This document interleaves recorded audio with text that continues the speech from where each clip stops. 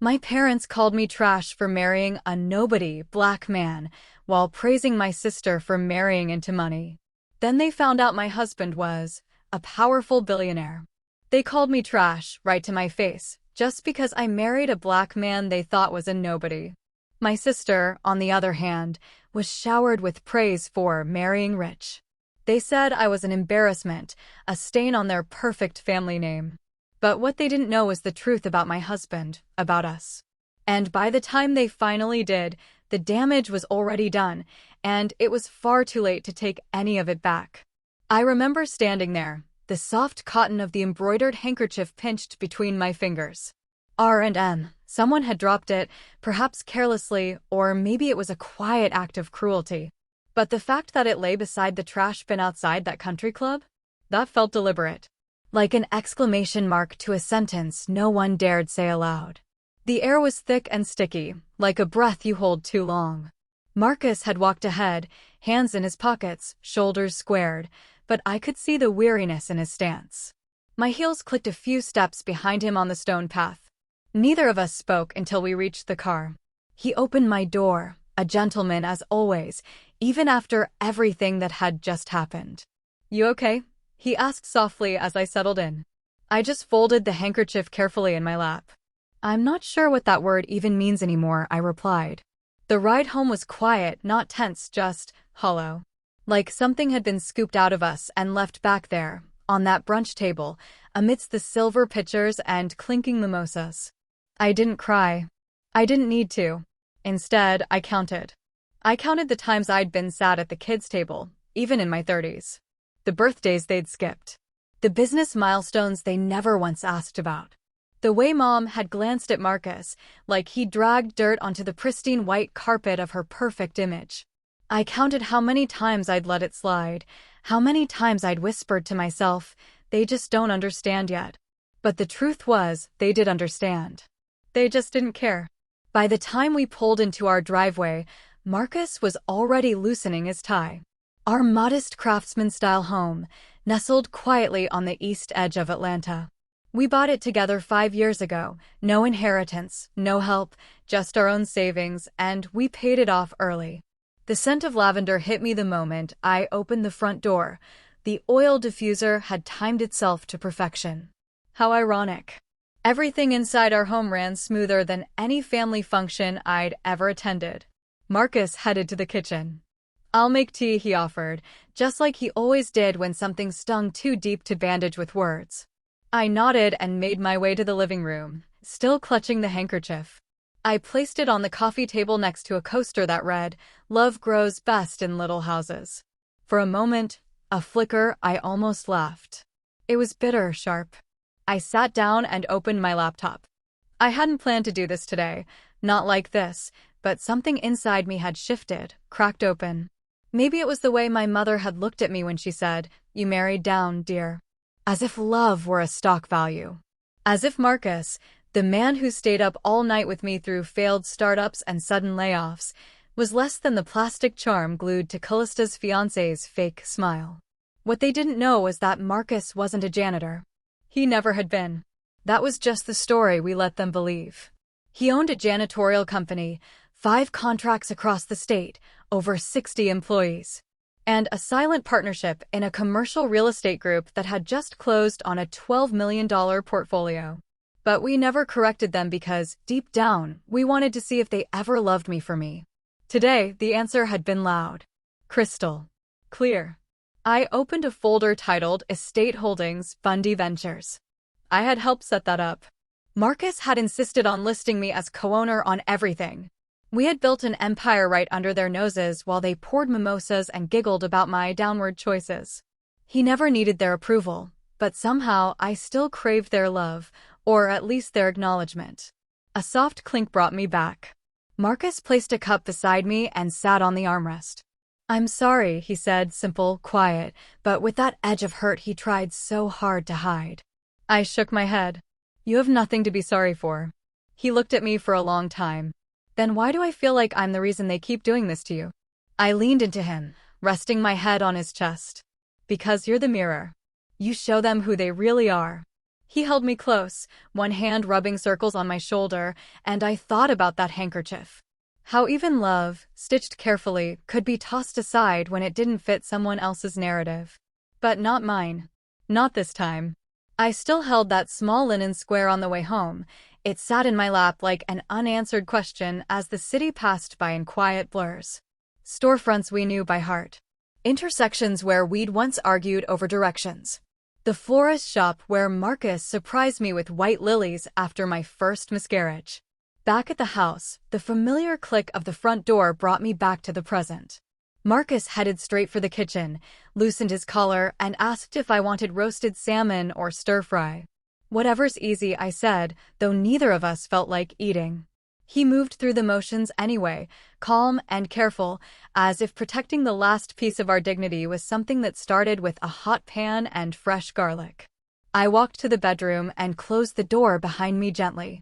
The room was dim, lit only by the soft amber of a single lamp. On the wall was our wedding photo. Just the two of us in front of a courthouse in Savannah. Me in a simple ivory dress. Him in his Sunday best. No family stood beside us. Just a gust of wind lifting my veil and his hands around my waist, like he knew how fragile that day was. I stared at it for a while, my reflection in the glass barely visible. They said I married beneath me. But what they didn't say, the thing they never asked, was why I chose him. Not once had anyone in my family asked me what he was like when I was sick, or how he'd held me through every rejection letter when my grant proposals were denied. Instead, I got, "Callista's fiancé just bought her a Tesla. Are you two still renting?" And, of course, you can't turn a janitor into a gentleman. The thing is, Marcus wasn't even a janitor. That was just the label they slapped on him the day they saw his name tag when he helped clean up after a charity gala. They never asked what he was really doing there. Never noticed he didn't answer to anyone, that the warehouse manager reported to him. But I let them think it. Maybe because I wanted to know who they really were without the masks. I sat on the edge of the bed and let my mind drift. 2 years ago, senior year of high school, the auditorium was packed. I had just won the Georgia State Science Symposium, first place for my project on solar nanofiltration. The principal shook my hand, the crowd clapped, and I turned to look for my parents. They were clapping too, but not for me. Callista had made cheer captain that same week, and Mom had brought balloons. "She's got presents," Dad said that night at dinner. "Not all of us are meant for microscopes." Later that same spring, Callista brought home a boy from a powerful family, son of a senator. I remember the way they welcomed him like royalty. When I told them I wanted to go to prom with Aaron, my lab partner, a quiet, brilliant boy who happened to be black, Mom pursed her lips and said, "You're not ready for that kind of trouble, sweetie."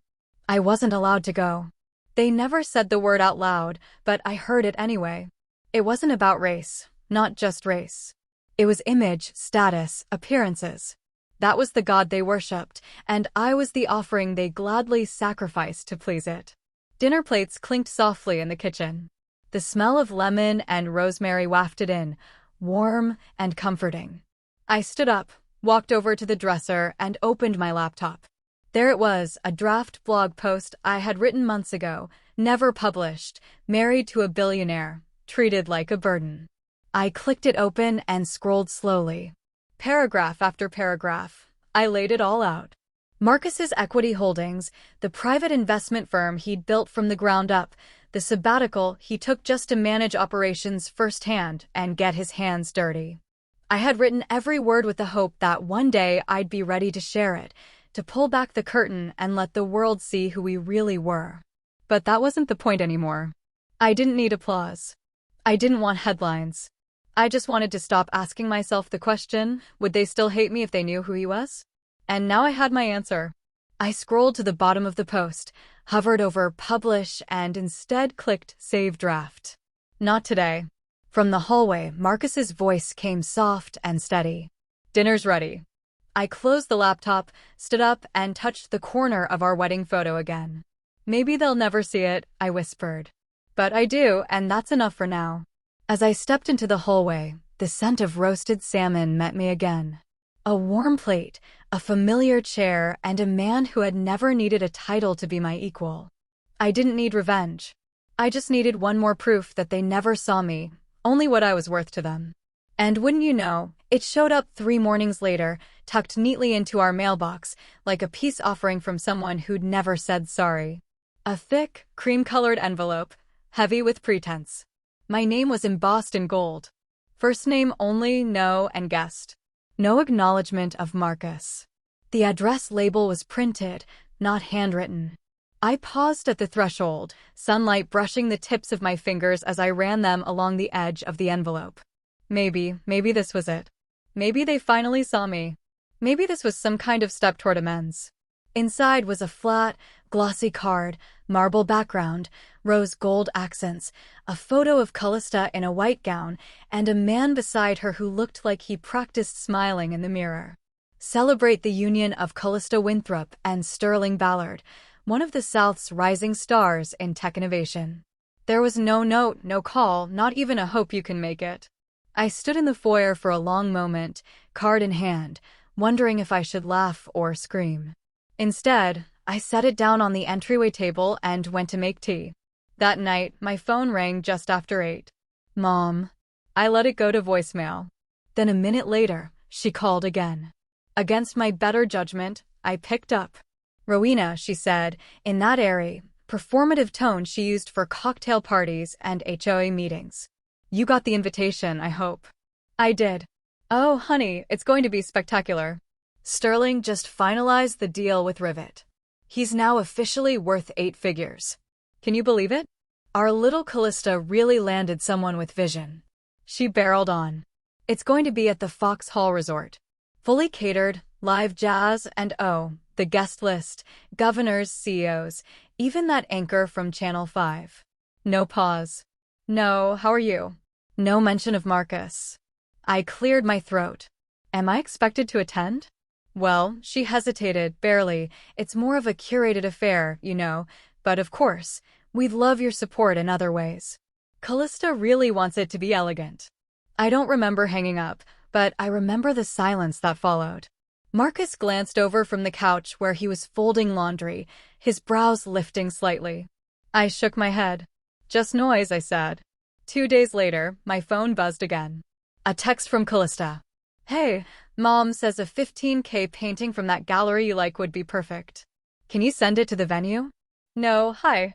No, how are you? Not even a please. I reread it once, twice, 3 times. I didn't know what stung more, the casual audacity, or the fact that they truly believed that was all I was good for, a walking ATM. Last year, she forgot my birthday entirely. I still sent her tulips and a handwritten note that took me 20 minutes to write. I'd picked every word carefully, still hoping deep down that I could be seen as more than a placeholder between family milestones. I walked out to the balcony and let the night air hit my face. The city below twinkled like a distant lie, pretty from afar, empty up close. Leaning against the railing, I thought about all the times I'd stepped in when they needed something. When Grandpa's medical bills stacked up, I paid them. When Mom's roof caved in after the storm, I covered the contractors. When Callista wanted her car fixed fast, she didn't call Dad, she called me. But love? Love was always conditional, measured in status, discounted by skin color, bank account, or whether I looked good on paper. I pulled out my phone, opened the Notes app, and typed, "Do not send a gift." They gave you their truth. Give them yours. I saved it, closed the screen. Marcus came out to the balcony a few minutes later, setting a warm mug of chamomile next to my elbow. He didn't ask. He didn't need to. I looked over at him. They invited me, kind of. And they want something from me. He smiled gently. Of course, they do. I didn't reply to the text, but I did start making a plan. I didn't send the painting, but I sent something else. Something they didn't see coming. It started with one quiet call, placed the following Monday morning, just after I'd finished loading the dishwasher and Marcus had stepped out for his morning jog. I stood barefoot on the tile floor, staring out at the soft Atlanta mist curling past the windows. The phone pressed to my ear. "Mr. Felder," I said, keeping my tone even. "Rowena, always a pleasure," he said warmly. "I was just thinking about the grant renewal for the Morales couple. They've made real progress with the recycled installations. That's actually why I'm calling, I said, moving to the counter to pour a second cup of coffee. I want to fund them fully. No need to wait for the board meeting. Just wire the amount we discussed. There was a pause. The sound of him adjusting something on his desk. Well, that's incredible. They'll be thrilled. I set the mug down gently. Also, withdraw the Deline Gallery's participation in the Winthrop Ballard event. He didn't respond right away. Rowena, he said carefully. That's this Friday. I'm aware. But we've always said our gallery doesn't align with performative values. And you once told me your admiration for Marcus wasn't just personal. It was philosophical. There was a beat of quiet on the line. Then he exhaled slowly, and I could hear the faint creak of his leather chair leaning back. You're right, he said. I'll call them this afternoon. I ended the call and placed my phone on the counter. Then I finally let myself breathe. By Thursday morning, the ripples had become waves. I didn't need to scroll far to see the quiet unraveling. A whisper of panic had hit the PR circuit. Callista's engagement event had just lost its premier art partner. And with it, their custom collection that was supposed to elevate the evening from ordinary to elite, as one outlet put it. Apparently, someone had tried to replace the pieces with mass-produced floral canvases from a home decor warehouse. It didn't go over well. One tweet read, "From curated to cringe. How the Ballard engagement lost its sparkle overnight." I wasn't tagged, but I saw it. That evening, while I was folding laundry, my phone buzzed again. A message from a journalist I knew casually through an old friend. All it said was this you? I stared at the screen, then tapped out a single emoji, a closed-lipped smile, and sent it. I didn't owe them an explanation, and I certainly wasn't going to give them a headline. Friday came. I had no intention of watching the live stream, but curiosity got the best of me. As I stirred a pot of lentil soup in our small kitchen, Marcus placed his tablet on the counter and opened the feed. The scene was exactly what I expected. A white-draped gazebo, glitzy guests, uncomfortable southern humidity. But something was missing: art. The blank walls behind the stage screamed louder than any curated design. Just flat space and a few scattered centerpieces trying too hard. Sterling's mother was caught on a hot mic saying, "This is beneath us." Callista was smiling, but her eyes weren't. I turned the tablet off. Later that night, around 9, my phone rang again. I almost didn't answer, but the name blinking on the screen was predictable. Mom. I picked up and said nothing. Her voice hissed through the line before I could even exhale. What did you do? I took a seat on the edge of the couch, crossing one leg over the other. Hello to you too. Don't play coy with me, Rowena. You pulled your name, your money, whatever you did. It embarrassed all of us. You ruined your sister's special day. I held the phone away for a second, then brought it back. I didn't ruin anything. I simply chose not to participate. Isn't that what you always wanted? You're being spiteful. You're jealous. I almost laughed. Jealous of what? A performance built on borrowed taste and fake smiles. You've always needed to make everything about you. That part stung, but I didn't let her hear it. I kept my voice calm, deliberate. Mom, you asked for distance. I'm just honoring it. There was a beat of silence. Then the line went dead. I didn't call back. That night, as the sky dimmed over the city and the hum of summer faded into the background, I stood out on the balcony with a soft fleece blanket around my shoulders. Marcus came out barefoot, his hair still damp from the shower, and stood beside me.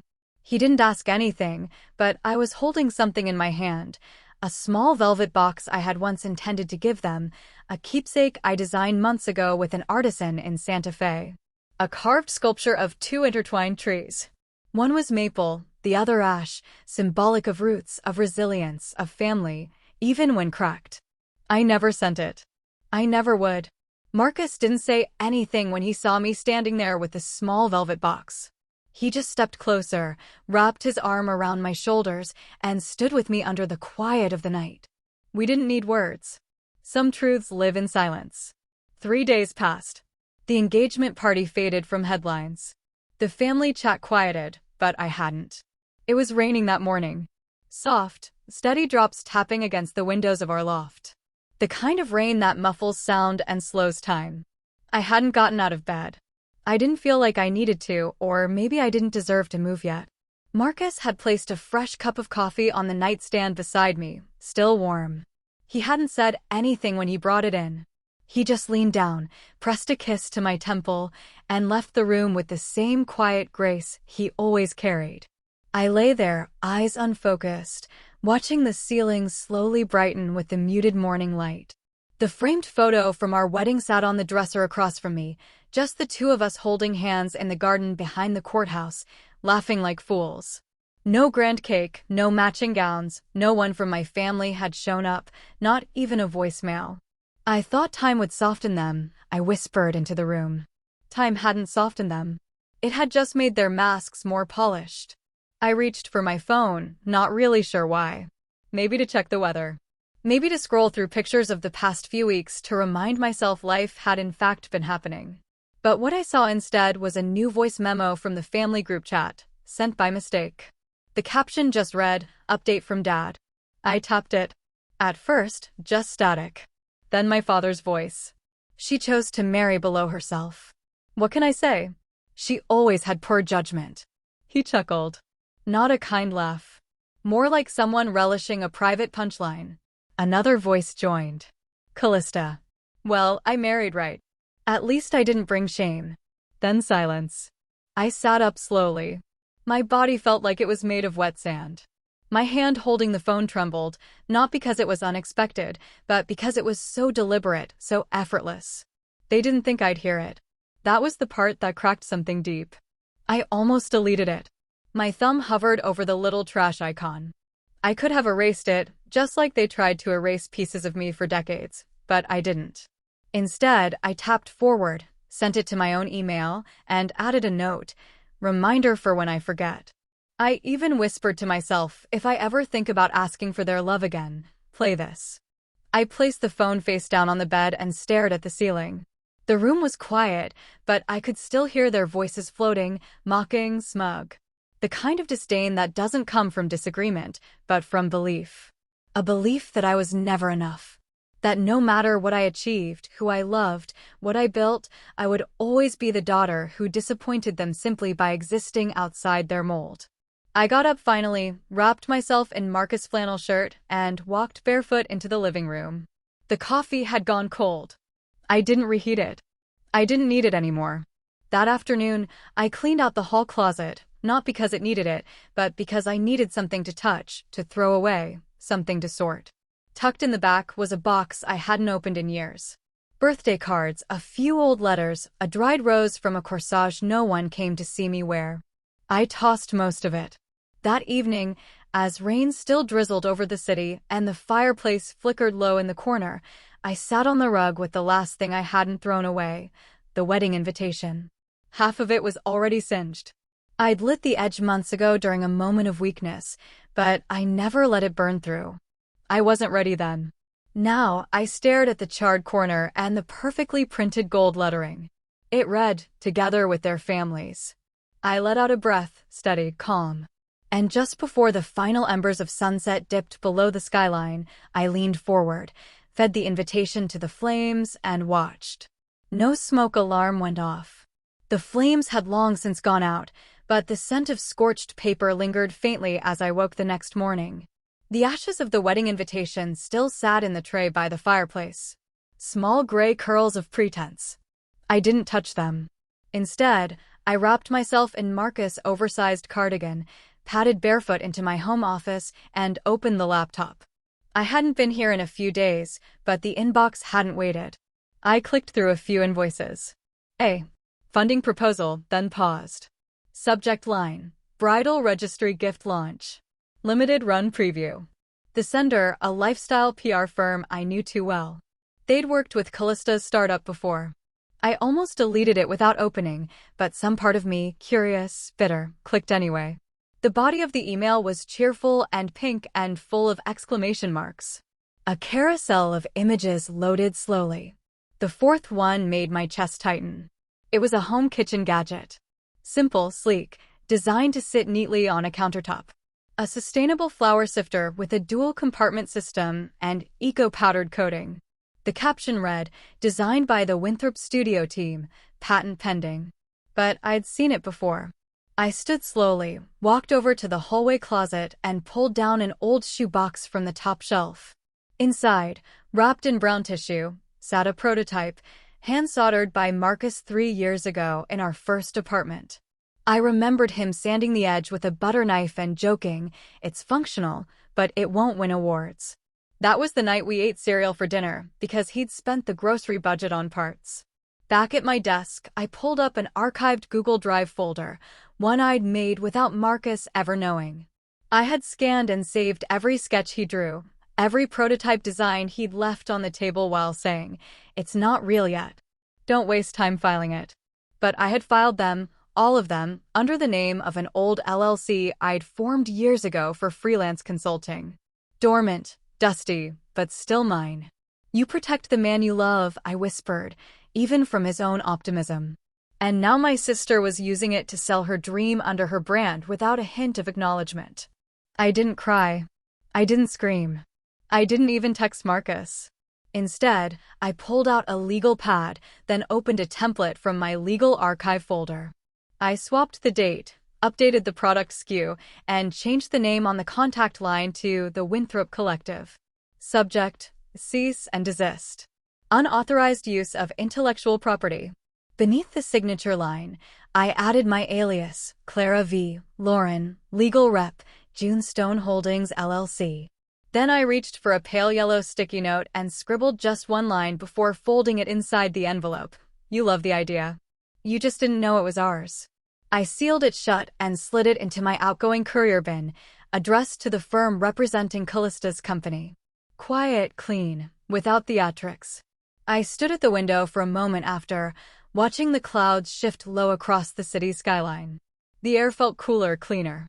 There would be no press conference, no announcement, just a slow tightening of the noose on their ambition. I started to walk away when my phone buzzed. New email from Mom. "So excited to be joining Callista's bridal brunch this Sunday. Family only. Keeping it classy. Can't wait." No mention of me. I wasn't even CC'd. It had been forwarded by accident. Again, "No, please reply, no address, just silence, thick as syrup." I let the screen fade to black, walked over to the coat rack, and reached for my blazer. They hadn't invited me, but I wasn't planning to stay home either. I slipped the phone into my coat pocket and buttoned the ivory blazer with steady hands. It was early, the kind of crisp morning where the air felt like truth, cool, sharp, and impossible to ignore. By the time I stepped out of the car in front of the Vineyard estate, the sun had already stretched across the hills, making the vines glisten like they'd been brushed with honey. The bridal brunch was already underway. The event space sprawled across a terrace lawn lined with white tents and cascading flower arrangements. Soft jazz filtered through the air, mingling with laughter and clinking glasses. Everything screamed curated elegance. I wasn't invited, but I came anyway. Inside the main tent, Callista stood mid-toast, a glass of champagne in hand, wearing an ivory dress that looked plucked from a magazine shoot, intentional, pristine, sterile. My entrance didn't go unnoticed. Her voice caught for a second when she saw me near the back. Our mother was seated at a table of executives, all grinning like they just closed $1 million deal. The moment she saw me, her expression darkened. "This isn't about you, Rowena," she said, not even trying to lower her voice. My father didn't look up from his mimosa. He just muttered, "I thought we made it clear whose moment this is." Guests turned to look. Some avoided eye contact. A few whispered, tilting their heads. One woman clutched her pearls, not figuratively, literally. I didn't respond. I didn't need to. I found an empty spot near the end of the tent, stood with my hands folded in front of me, and listened. Callista recovered quickly, raising her flute again. As I was saying, family isn't just who shares your blood. It's who lifts you up, who reflects your best, and sometimes you have to make hard choices to protect your peace. A few chuckles, several polite nods, thinly veiled barbs wrapped in ribbon and resentment.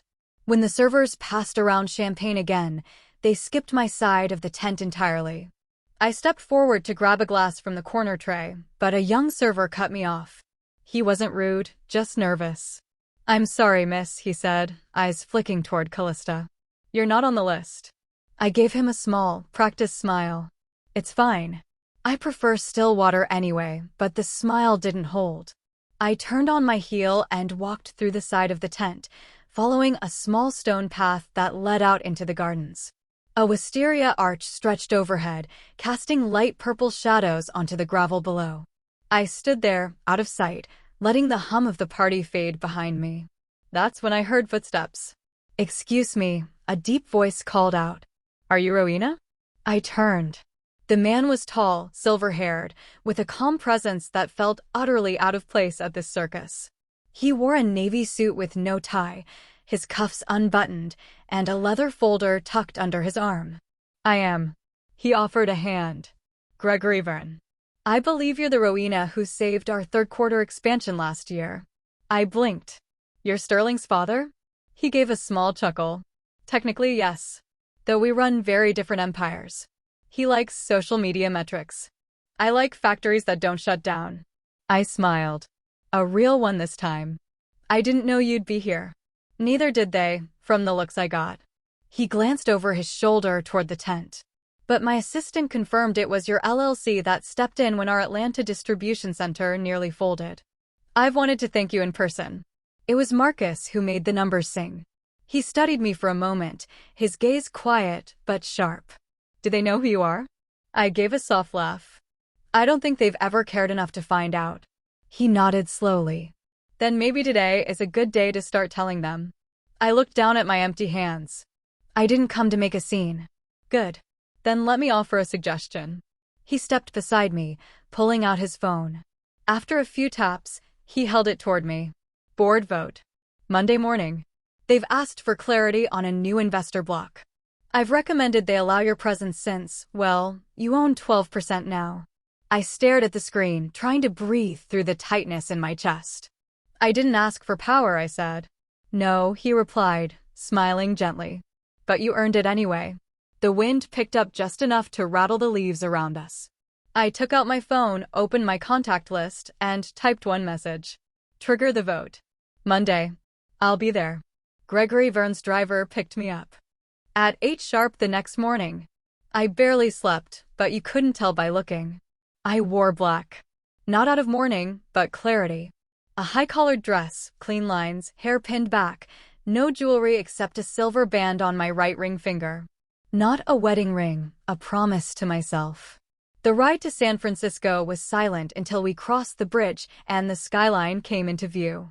That's when Gregory finally spoke. Don't blink today, he said. Even if they beg. I turned to him and nodded once.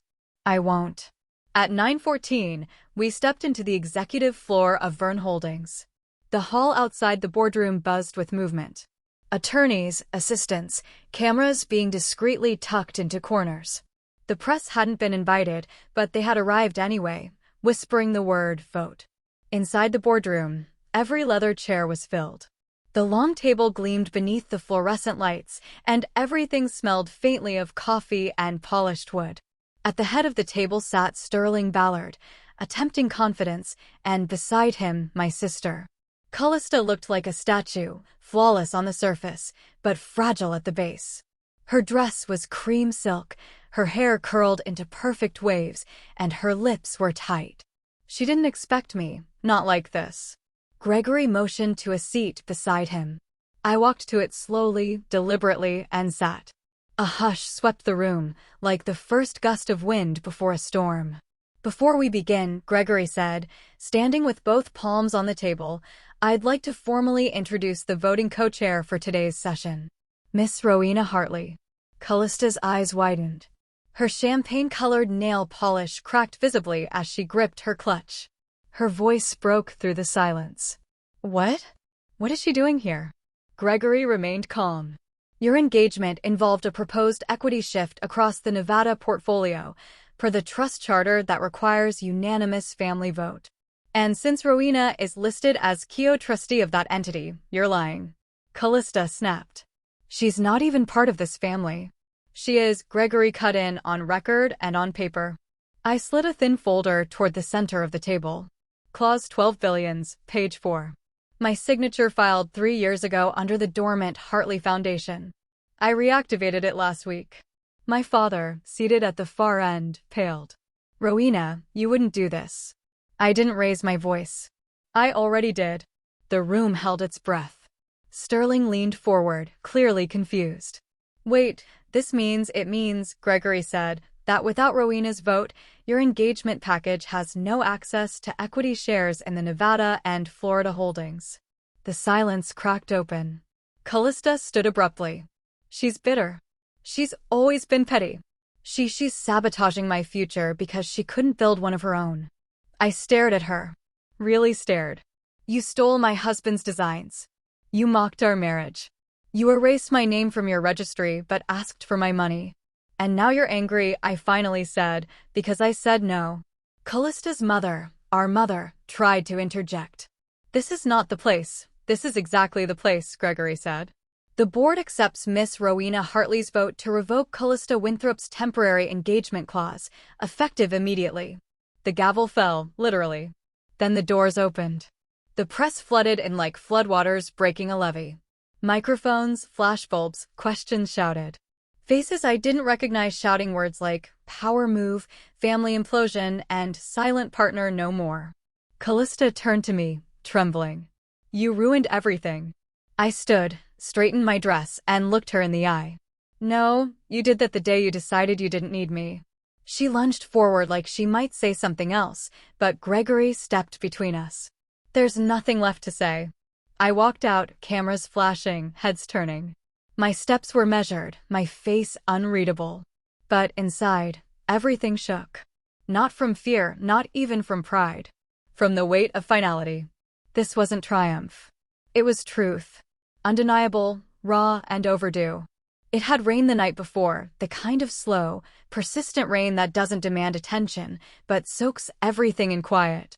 By Sunday afternoon, the sky over the hills had cleared, but the air still held that soft scent of wet soil and eucalyptus.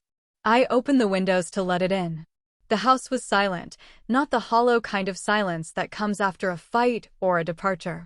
This was different, weighty, but not heavy. A stillness earned. I walked slowly through the foyer and into the back hallway, where Grandpa's old study had remained untouched since the day I moved in. I hadn't had the heart to redecorate it. The faint smell of lemon oil and old paper still lingered. The shelves were, as he left them, meticulously kept, his books in alphabetical order, magnifying glasses, still tucked inside the gardening encyclopedias. The envelope was exactly where I had left it, on the corner of the writing desk, just beneath the brass lamp with the crack in its shade. I'd passed it every day this week. Sometimes I'd glance at it, once I'd picked it up, then put it right back down. But today I sat. I took a breath, slipped my finger under the flap, and gently pulled it open. Inside was a single photograph, aged just slightly at the corners. It was me, maybe 6 or 7 years old, sitting cross-legged in Grandpa's greenhouse, surrounded by little pots of budding lilac. My cheeks were dirt-smudged. My smile was wide. He was kneeling beside me, one hand on my shoulder, the other holding a watering can tilted just so. Pressed flat behind the photo was a lilac bloom, dried but intact, and beneath it a note card in his handwriting. I would have known those neat block letters anywhere. Even if they never see you, I always did. I didn't cry right away. I sat with it first. Let it settle into my bones. Let it speak into the space that no amount of boardroom votes or headlines could reach. But eventually the tears came. Not hot or frantic, but soft, relieved. Someone had seen me. Not for what I could do, not for who I married, not for the money I didn't give or the party I didn't attend. He saw me as I was, as I am. The light shifted as the sun began to dip westward. I stood, wiped my face, and placed the photo gently back into the envelope. Then I picked up my keys and walked out. The drive to my gallery was short. 15 minutes of winding streets and stop signs. The small, modest storefront had been mine for 3 years now. I never talked about it. Not with family, certainly not with Callista, but it had grown quietly, steadily, like the plants Grandpa used to tend. Inside, the walls were still mostly bare. I hadn't hosted a show since last fall, but today I brought something personal. I chose the center wall, the one directly across from the front window. Hung the photo in a matte black frame with a small brass plate below it. The kind Callisto once mocked me for using. You hang stuff like that, and people think it's a thrift store, she laughed. At least try to look like you belong in this world. I stood back and smiled. The plate read, "Legacy is earned, not given." As I adjusted the frame, a quiet voice behind me spoke. "Miss Hartley?" I turned. It was Erin, the summer intern I'd taken on months ago. She was clutching a folder of flyers, eyes wide with curiosity. "Can I ask you something?" I nodded.